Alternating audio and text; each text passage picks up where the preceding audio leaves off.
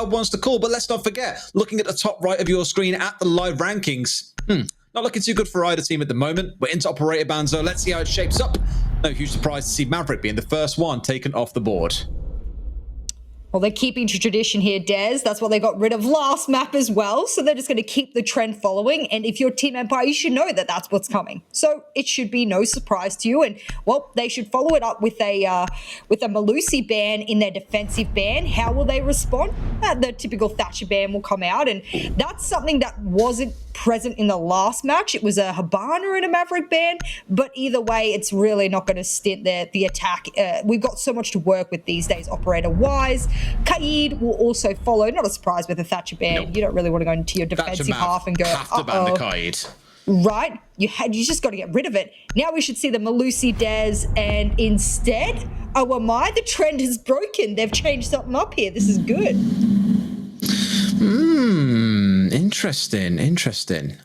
The Wamai we haven't seen banned away for a while. A lot of teams aren't really banning it away that much anymore, purely because since the change came through to him, where the cooldown was increased slightly in the Jaeger change, it's not as oppressive anymore. What we are seeing an absolute ton of is Mute and Mozzie being brought along by a lot of teams, normally in conjunction with something like a Mirror. So I thought with that coming out, well, it's not the kind of ban that you normally see engineered, because again, it's just not, it's still seen a lot, but it's not that oppressive that teams think you need to be banning it away. So an interesting play by Vitality for sure. Just screams to me, they want to get inside, they want to do some damage, they don't want to faff around with clearing out utility forever. We'll see how that shapes up in the second half, because of course, they do start out on the other side. It's Empire who kick things off an attack, and a bit of a different site to start things off, Jess.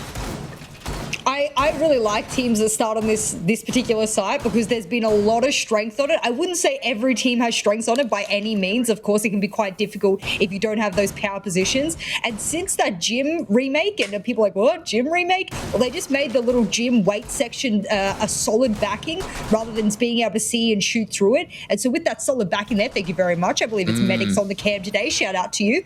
It makes that area far more playable. You've got a frost mount the window. Sometimes you'll even get those castles on the window. It actually used to be super popular to run the castle on this side, but they're not going to, because guess what? You can bring the Banshees instead, and they are hella oppressive. So I'm saying that even without a castle, even though I really truly think you should bring one, they're still going to be able to do a cash hold, move all the way out. This is what we would call a default setup, for lack of better phrases here, by extending out the shield top red. So far, nothing out of the ordinary for me. My problem will be is how do the attackers of Empire deal with it when they've been so extraordinarily slow in the past few play days?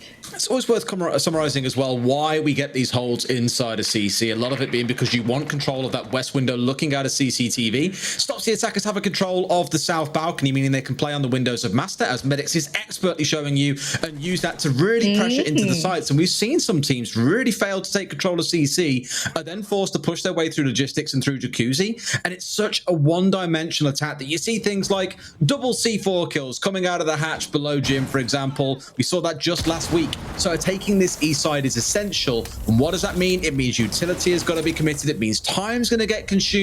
It really can burn a lot of resources for the attackers, not just in the way of time, but also things like the hard breach. So you also need to get control of Jacuzzi. That's why you see so many teams holding this side of the map.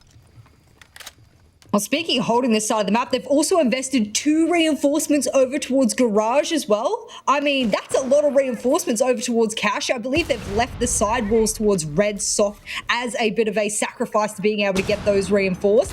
This is a direct counter. It has to be. We know those support staff of Vitality in the hands of Helby and the hands of Leluin. They do hard work, so they've done their research here, Des. Yeah, this is a hard hold, though. Grenades have come singing out. C4s have been thrown back. It's explosive between both sides, but there's Rise nicking one onto the head of Joystick, followed up very briefly after by a grenade. Things are even now, but we've been here for about 1:50, Jess. We're 1 for 1. The defenders have pulled back, and only now are the attackers probably realizing, with a bit of droning coming in from Shepard, that they are free to take this east side, as I say, west side, east side. Go into a whole argument east about side that of the if west you side, really want to. Yeah, we can be here all day on that one. Mate. You did touch on the reinforcements, by the way, but of course on this site, you only really need to worry about reinforcing Jacuzzi wall. Maybe you commit 1 or 2 in towards bathroom as well. You just don't need that many, so why not use it on the extended hold, Jess?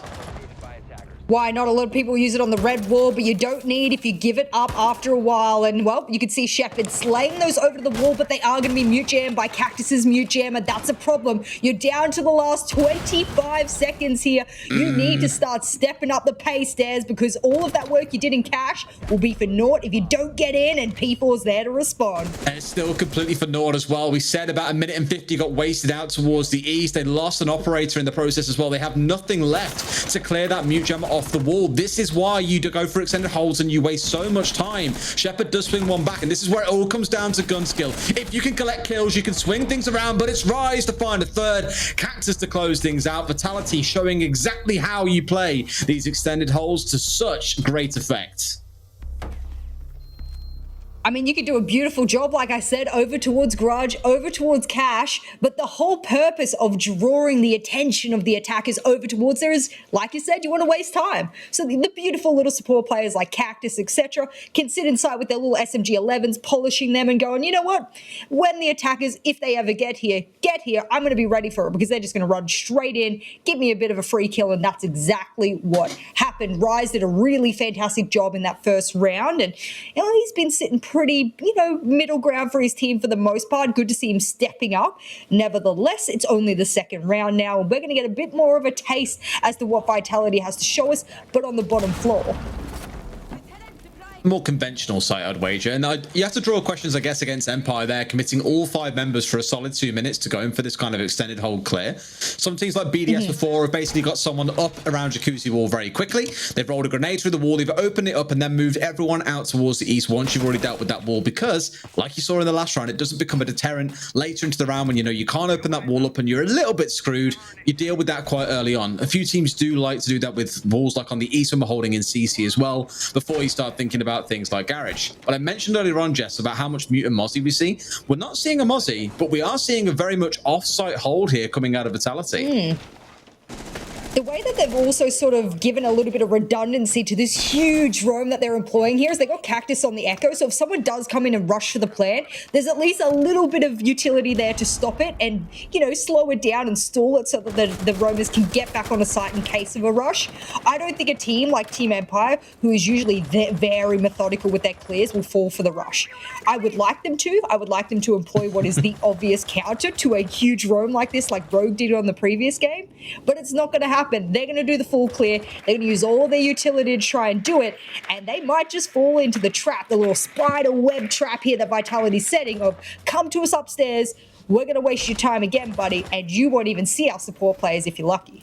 I just see an Echo and I already start getting a bit of jitters, I think, Jess. We've seen what happened last week. Cactus in his play against Kayak, too many Ks. In the game against VP on Consulate, for example, the last round clutch that he pulled off the back of an Echo drone. We saw them on Cafe inside a kitchen. We already said last week, we don't care if they're not invisible anymore. They can still be incredibly high impact as long as they're parked in the right positions. So keep an eye on him. We spoke already about Cactus being a massive anchor for them last week on the Maestro on Consulate. Rise again, just popping. Now she's running up towards Oil there, finding a kill and then backing himself away. What a kill, by the way. Straight through the garage door, I think.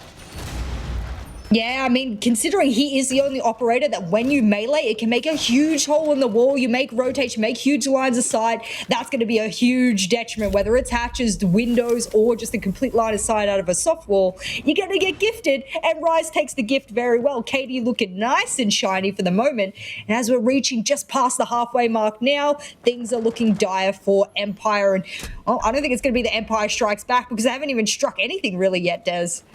They haven't. They've tried, and tried as they might. There's nothing really coming back off it. A lot of explosions around, always playing with the happy feet as it's pretty hot sauce in the room. Doesn't find any death coming onto him, though. You thought for a second someone might find him with the amount of explosives being yeeted up towards the ceiling, but no one is out. P4 with a nicely placed camera, actually feeding a good bit of information back and forth. That's what they're using to feed that information, I think.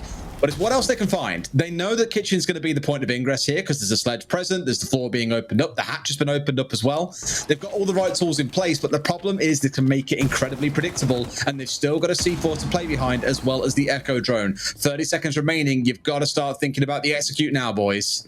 Another camera. These are such good cameras and medics. I'm sure they're probably sitting there cursing you for giving up all these great positions we've seen so far. But Rise, he doesn't miss. He'll take the head straight off of Joystick. That was going to be the person who smoked out these lines of sight. Guess what, Des? All gone.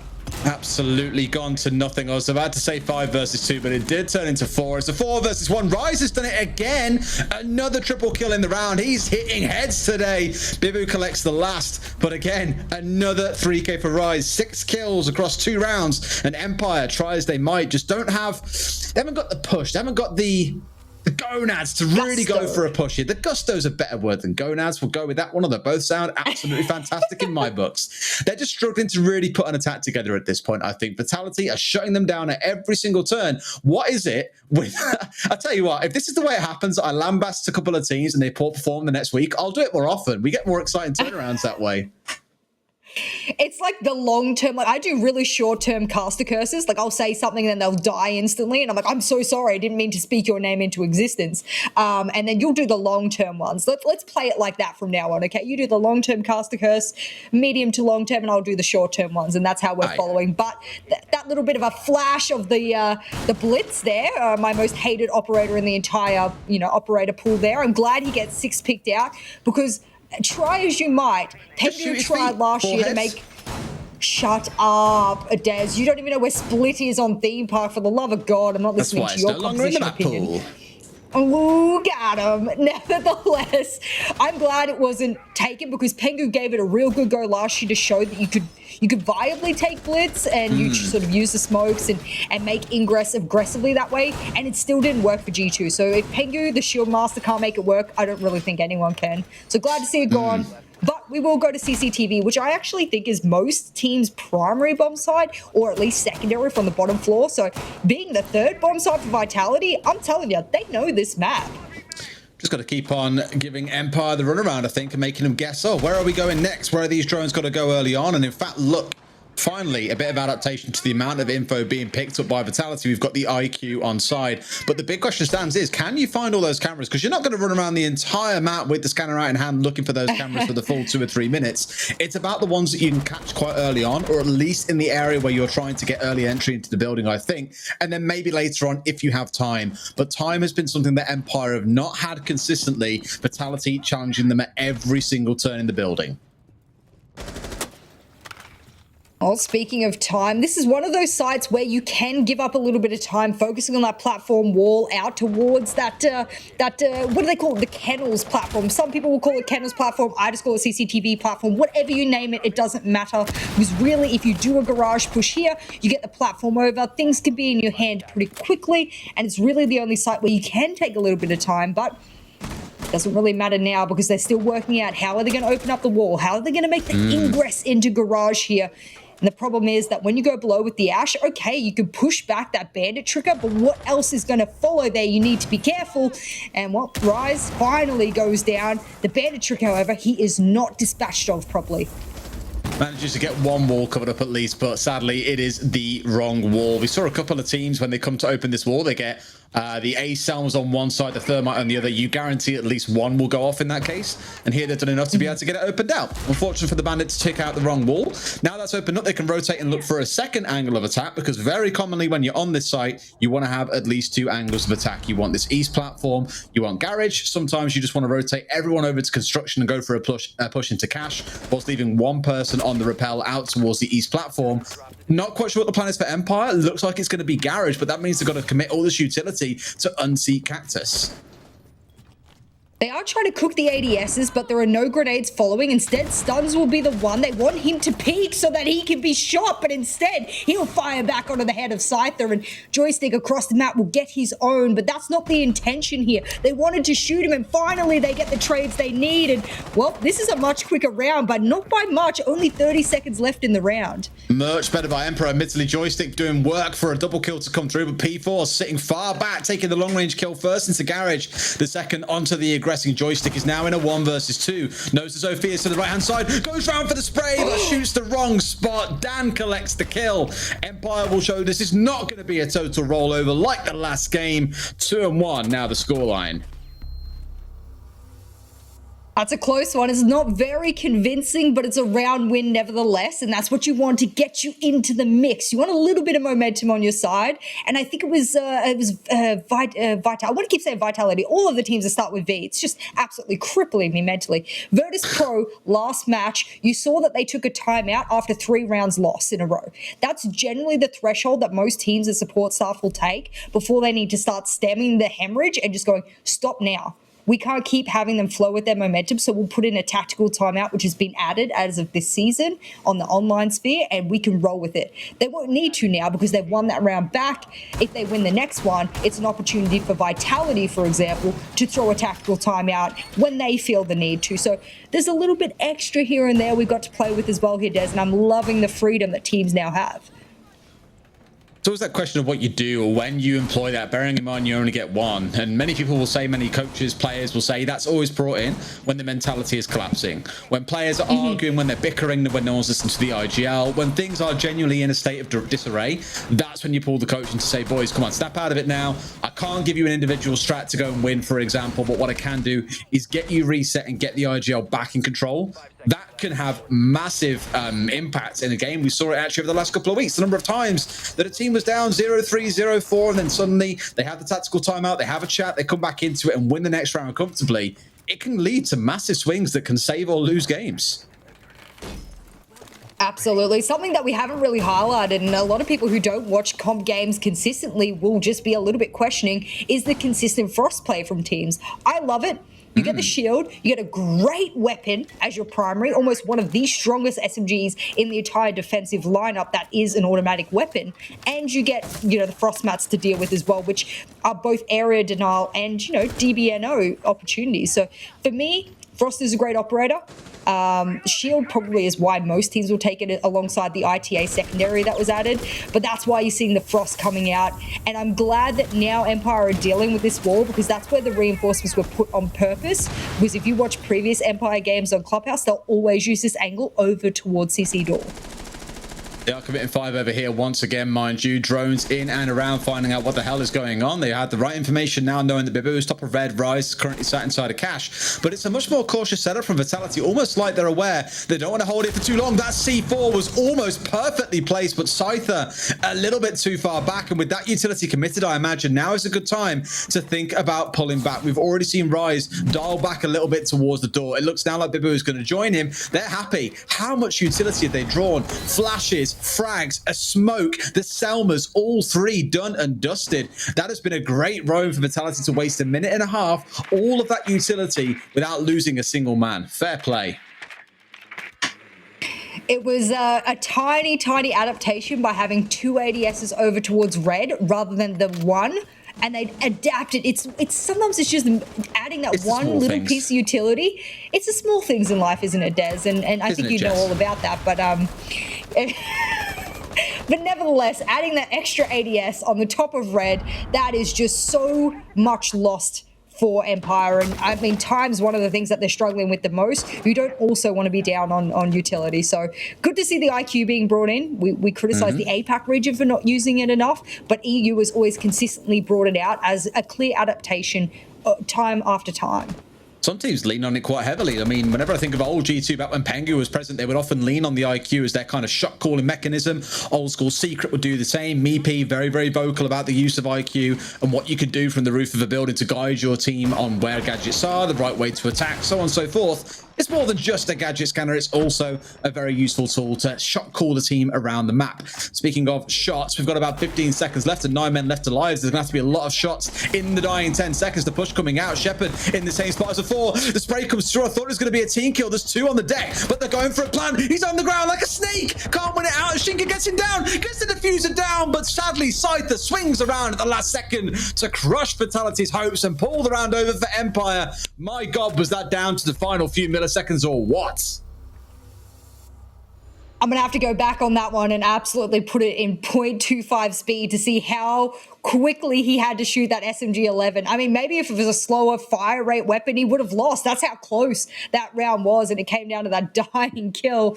Ooh, these rounds are not very confident. If you're a Team Empire fan, you're sitting there and just on the edge of your seat, hoping that this starts to roll into a more confident momentum as we get into the last couple of rounds here of the first half. Close, however, but statistically, this map has been pretty even attacking and defending wise as the years have sort of rolled on. So for me, I'm sort of sitting here putting not too much stock in the fact that there's an even scoreline now. I want to see how the second half rolls out.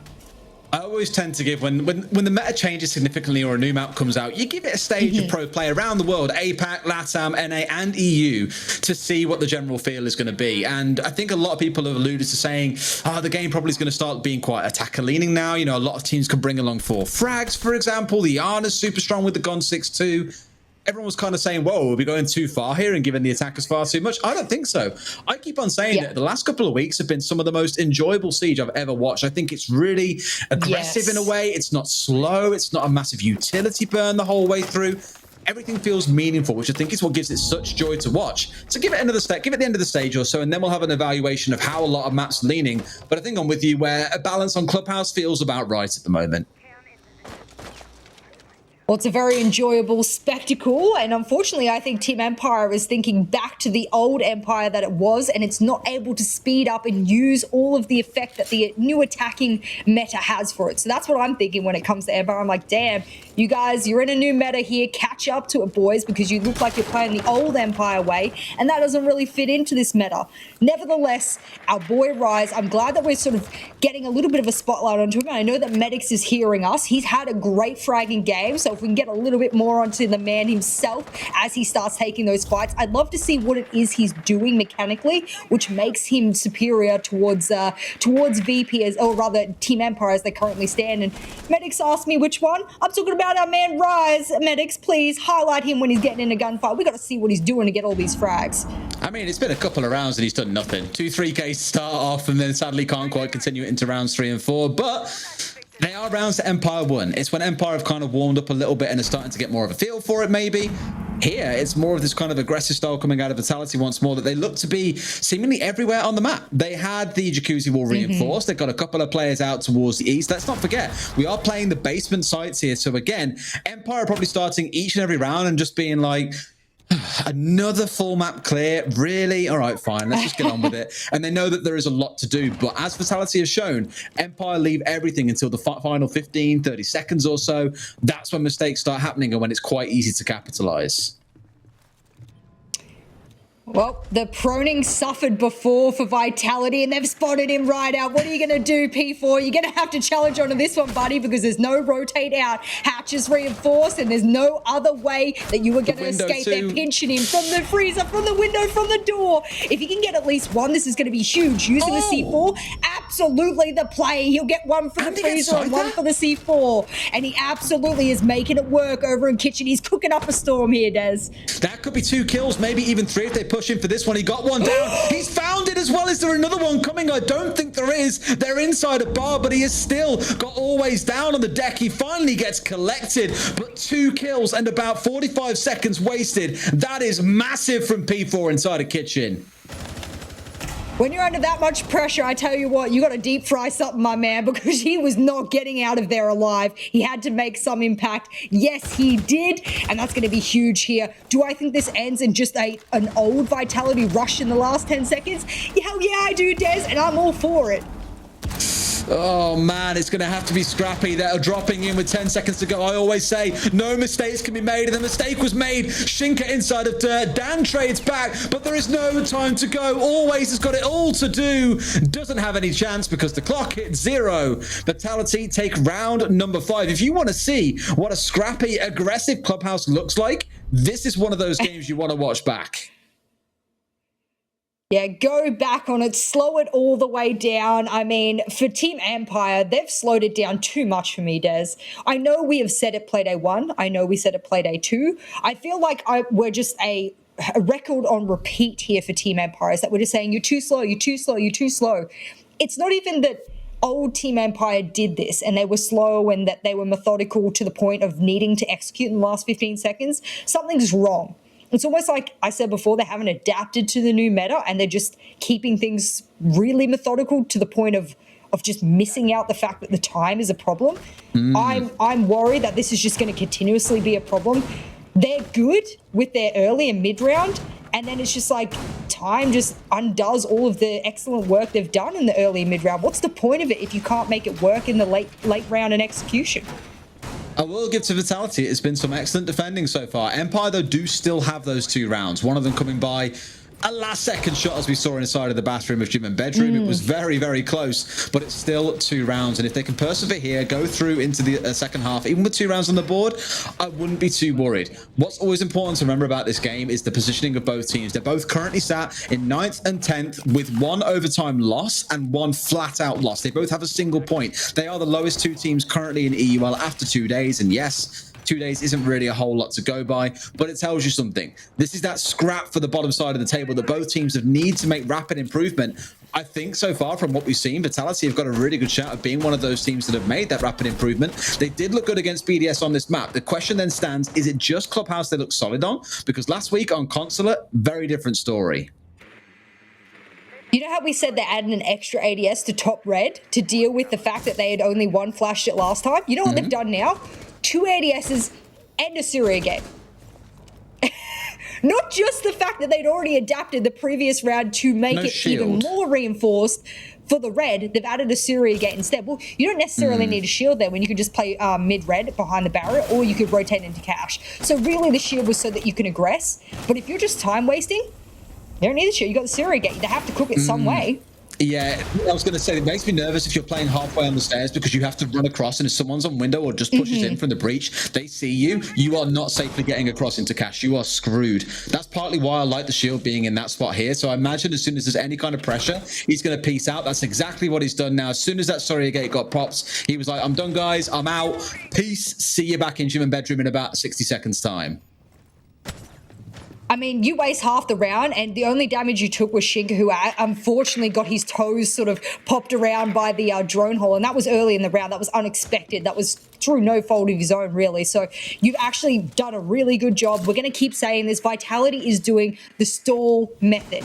It is a very popular one, especially back in the day during the utility meta. These days, not so much because, I mean, most teams can just get through it rather quickly, but they've made it work in a meta where it shouldn't be possible.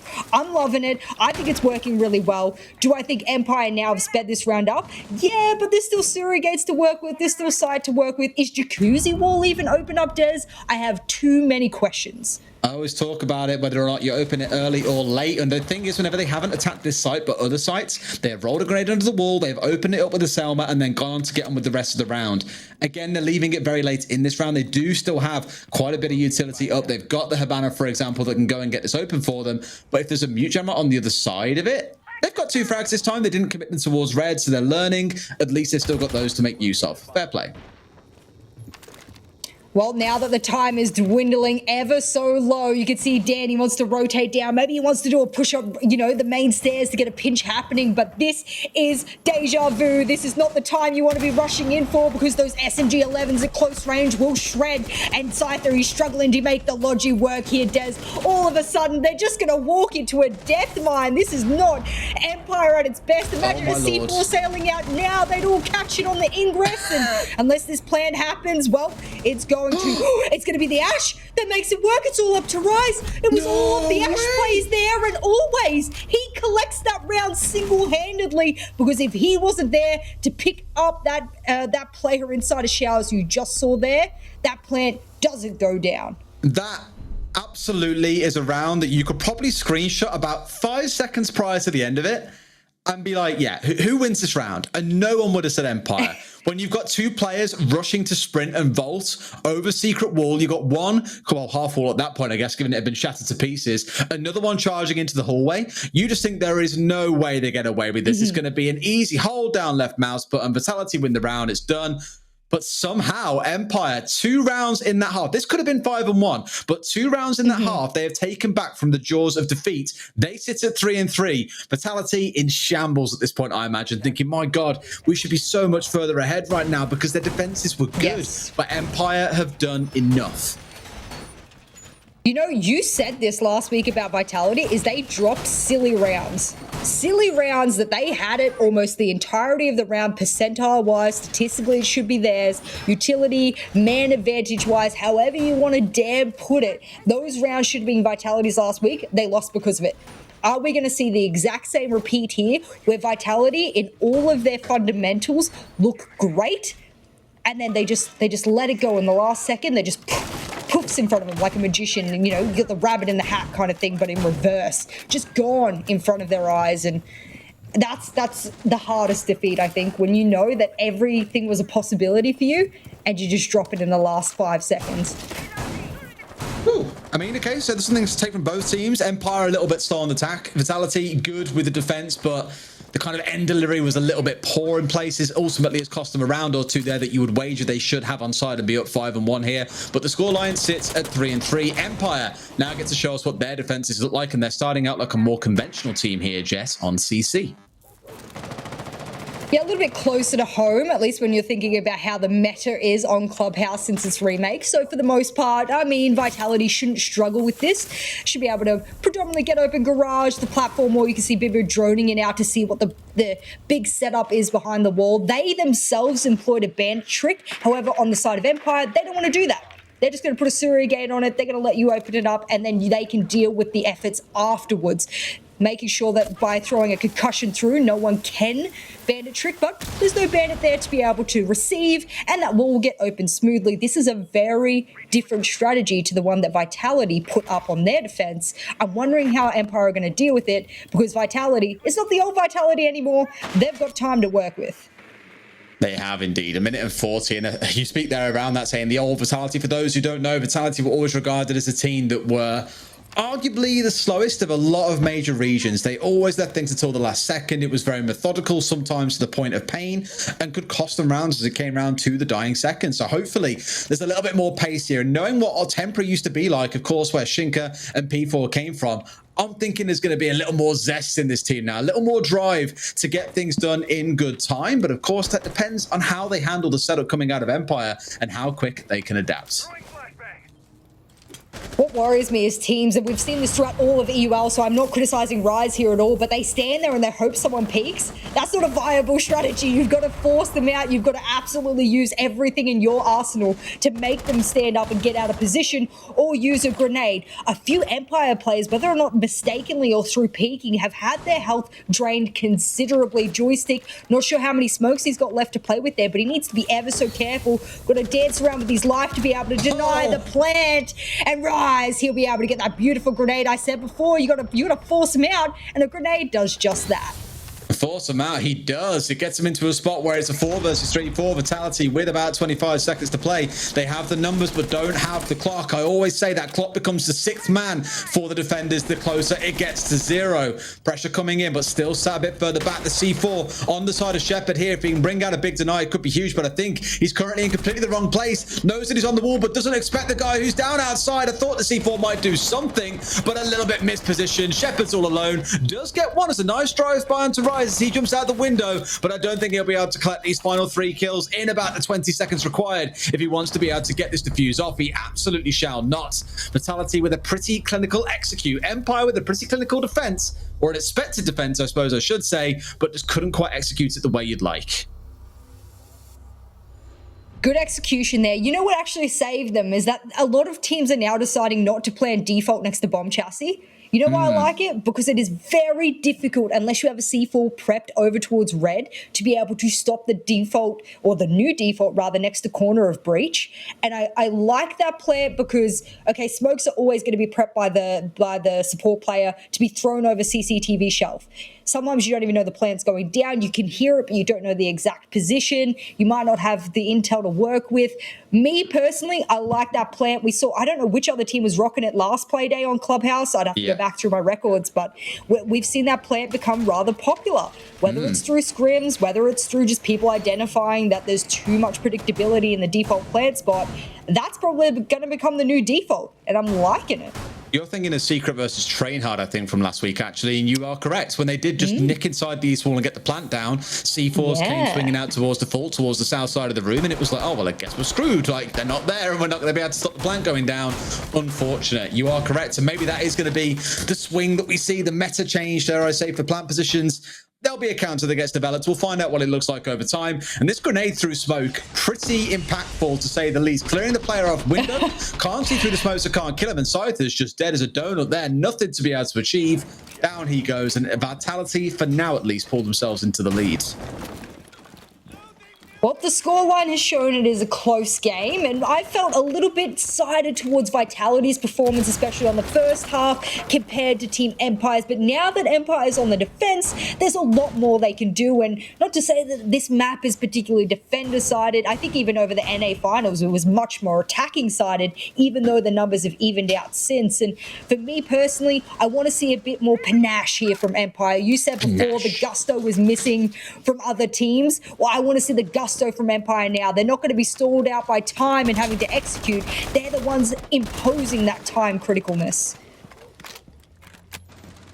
It's kind of weird when you think about it, because for Vitality, they've really drawn it out on the defense, but have kind of tried to step the pace up on attack, whereas Empire have been the reverse, kind of default at defense, let them get to the site, it's not really a problem, and then have been really stalling the attack. So you're kind of seeing polar opposites in styles here coming out from both teams, dare I say. But let's see how the attack downstairs goes. There is no big extended hold upstairs with the mute like we saw coming out of Vitality, despite a near identical setup in terms of operator lineup. Well, Vitality makes a very swift move on in, get all of those hatches opened up. They've got a Thermite to play with. They've got Cactus on the ace as well. No Hibana, even though it hasn't been banned this playday, but that's A-okay because you have so much to work with. Those hatches weren't impeded by those electric claws because Kaib was banned, and you've only got the mute jammers to really play with here. Interesting that Empire doesn't also employ a bandit a lot of the time. They'll almost always exclusively go to mute. Doesn't matter the map, so that's interesting as well. I'm not sure if that's just comfort, but nevertheless, they're not going to do a kitchen push here. Empire favored the kitchen push. Looks like they might want to do a blue moto pinch maybe, and this C4, it'll either play the difference maker for main stairs, or it could, given it's open up sideways, over towards moto. I was going to say P4's been watching a bit too much of Train Hard from last week and seeing what Chaoxis was doing from inside of Moto, trying to take the inspiration, but gets put in the dirt himself pretty quickly. Grenade out of Rise does come out, and hey, that's what you want. Some good frag kills coming through onto Dan, puts him in the dirt. Shinka's taking up the old spot and is now looking to push forward, but that Surya Gate is back online. Now they've got to start thinking about pushing on through. What utility have they got? The answer, it doesn't matter apparently, because Always is bringing it down to a 3 versus 3. Still 35 seconds to play, so there is something to use here, some time for adaptation or change coming out of the side of Vitality. A 3 versus 2 as Bibi picks up another, but at this point you've got a low HP player in Rise staring down a Surya Gate. He needs to burn through that. Bibi finds a second one, as Always peeks him, maybe not quite the play, into a 1 versus 3. Can Shepard hold on for long enough? Has got to know that Bibu is still here. He can't peek at this moment, I don't think, inside of Church. He might even try and just go for it. He is going to try. Oh, goes for the spray, but doesn't put Rise down. Does get Bibu, but Cactus finishes it off. Very close and a couple of pixels down. That could have been an Empire win, but no, Vitality go 5 and 3.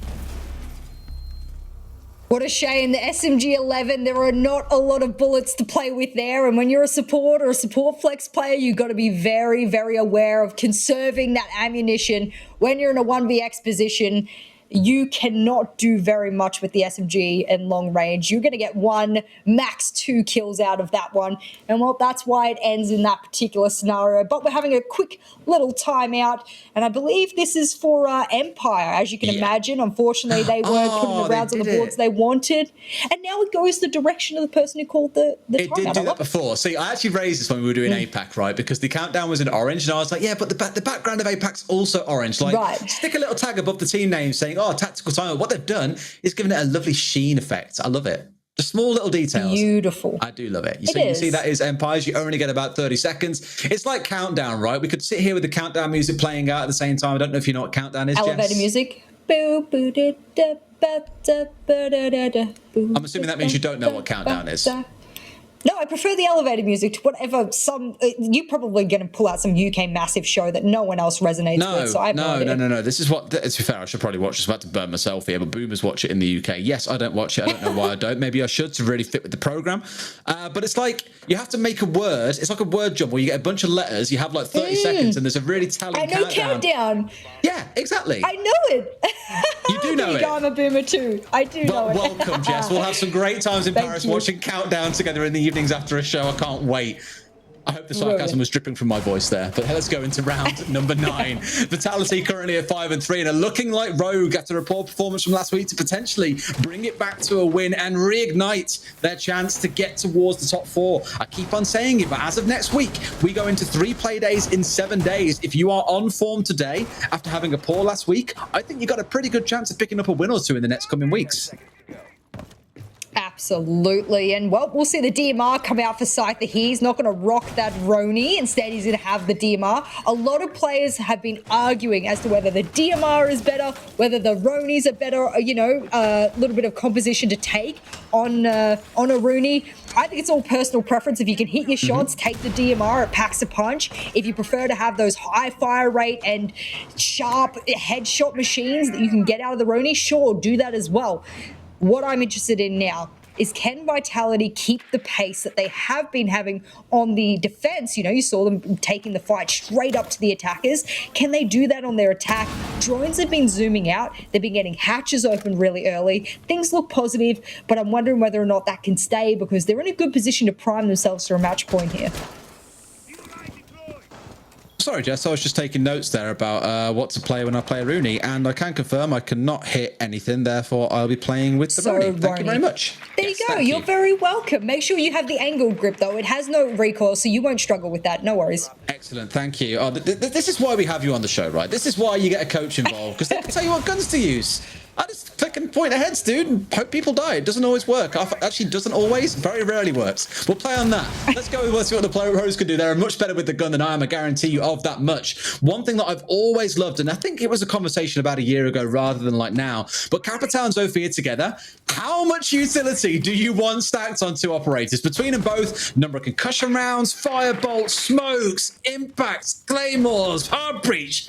They do so much. I love it. And goes to boot as well. They've got pretty decent guns on them. They are operators that when you have them in conjunction with each other can do so much damage, both on the execute and on the utility clear. And you can already see the fire come crashing through as Blue is forced to clear. P4's in. A man's running into him. They have no idea where. He's right behind you, buddy. What's going on? Shepard does put him in the dirt, but he's trading back out. P4 is out there. Pants down, Jess. He's got into a 4 versus 1. I don't think Empire bring this one back, even with 60 seconds to play. Cactus is going to close it out.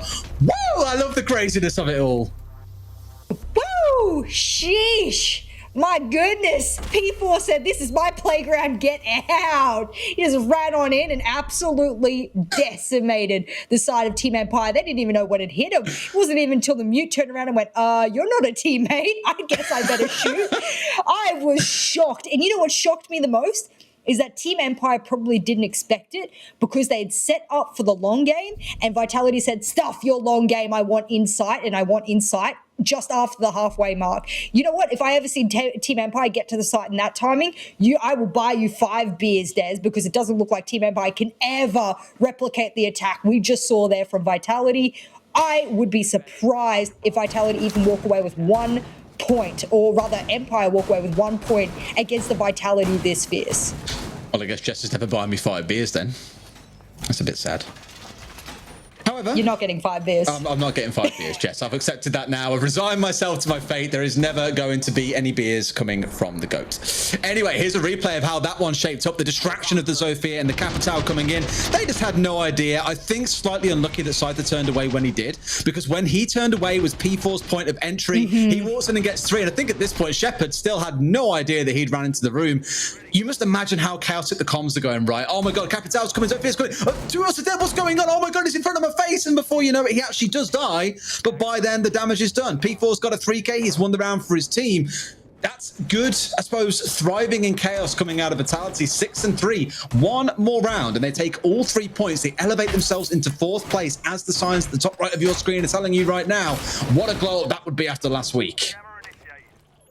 You know what? It's actually hilarious because I agree with you. The best phrase for it is glow up. That's what I feel about Vitality. I said their fundamentals were there and they need to be more consistent. They've dropped a few really crucial rounds. Let's not get this wrong. This could have been a much bigger scoreline right now here for Vitality than 6-3. If they win this 7-3, I actually think if they had won those rounds, which should have been more consistent, they would have won 7-1.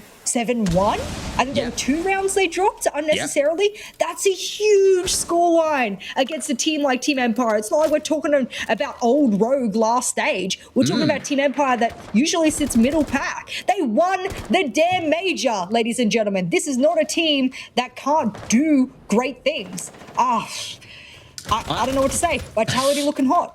I'm cursing teams left, right, and center, it feels like today so far, because I said at the start, Empire are looking better. Like, they're finally starting to find some form. Yes, they've lost. They come up against BDS. Everyone kind of expects to lose against BDS, but Joystick was starting to find form. Today, it's been mainly down to Shepard, and always when you look across the scoreline and see some kills coming in, it's just not been the Empire that we've started to see signs of in the last couple of weeks. Again, still a team that are trying to find that identity. Grenade comes singing over. There is still going to be an ADS there, but Rise walks straight into the barrel of Down. He puts him in the dirt. 5 versus 4. It looks like Empire is kind of taking a leaf out of the books of Vitality here with his defense, always trying to play out in a pushed off hold away from the site and saying, if you guys want to come for us, well, you best be ready to eat some lead, and eat lead they will. P4 almost put in the dirt, but there's already 2 men down. They could back away from here and be happy, but they're saying, why bother? We can kill them here and now. 3 are dead. Dan doing absolute work at the top of red, and with 2 men left alive, I don't see how Vitality putting this all the way back. It's a triple kill for Dan at the top of red.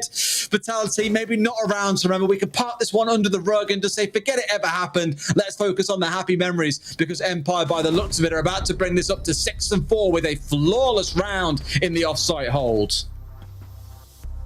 I said earlier on in this matchup, I do the short-term caster curses, you do the medium to long-term, okay? And that's why they won that round flawlessly, because I cast a curse, Team Vitality. My apologies, guys. You can message me later and absolutely rip me about it. That's fine. But for now, that was a round where the linchpin was your man, Dan. Dan the man, I'm going to call him. He was the complete power position on that hold. And I think for Vitality, even if they hadn't pushed that to begin with, they still had a problem. Still multiple crossfires from Cash over towards the default plant, or rather over towards gym window, and that's an area you've got to deal with. You can't just let it go. So for me, that missed grenade from Rise was the kicker. He has already hit so many grenades this match, so I'm absolutely not going to criticize him for missing that one out. I will say, however, pulling that last ADS all the way back in a position that might not always work, I mean, that's a risk Dan took, but it paid off. So great setup. Tiny little adaptations from both of these teams over towards those red stairs have meant entire rounds. Oh, man. Well, it's chaotic. It's back and forth. There are arguably a couple of rounds on the board that neither team really should have on side, but they have got them, and that's what counts. Empire, 2 rounds, you're now looking to hold out on this one. Could Dan pull off a miracle? Arguably not. But in one round where you have Dan doing things like that and getting 3 kills to himself at the top of red, the prior round, you've got P4 charging into sight. I like that we're almost seeing Empire dragged into the chaos that Vitality is selling in this game. It makes for a highly entertaining game. I keep on saying, I can't think really of a single game this season that has been boring. I look back at last week and say, right, Rogue, Vitality, absolute chaos, fine, but it was fun. It was good, fun to watch, and every game is living up to expectation. I'm living for it, Jess. Well, your hype gives me more hype, and I've loved Comp Siege since, God, I started playing Comp in 2017, and I was playing competitive FPS even before that, so I think I've been addicted for coming up almost 10 years now. It is a live, breathe, cry, sleep, everything FPS for me. And so these games with the new meta have really positioned that well in my mind, because I can enjoy a bit of tactical FPS, that's what Siege is, but I can also enjoy the storylines of these teams growing with the new meta, flourishing with the new meta. That's what Vitality is really showing me now. And the speed and I think the speed of Vitality is something that a lot of teams don't have at the moment, which is why you're seeing Empire struggle on their attack and Vitality do quite well. And that's something that I want to see these other teams pick up on. Look over towards Vitality as an inspiration. They're doing good things. Gotta say, just the same curse is back again. You got the Capitao, you got the Zofia. We already saw the chaos that they sowed in previous rounds. Is it going to be the same again? I always think back to when we used to see Capitao an awful lot. Again, the objective was, can we burn out what's going on Catwalk? Can they try and go for the burn? He's forced across enough that Bibu can peek at the same time from the breach and catch him out. That's all too clinical and clean. If Rise had died, different story, but he didn't. Those smokes stay alive and can be used to the execute if required.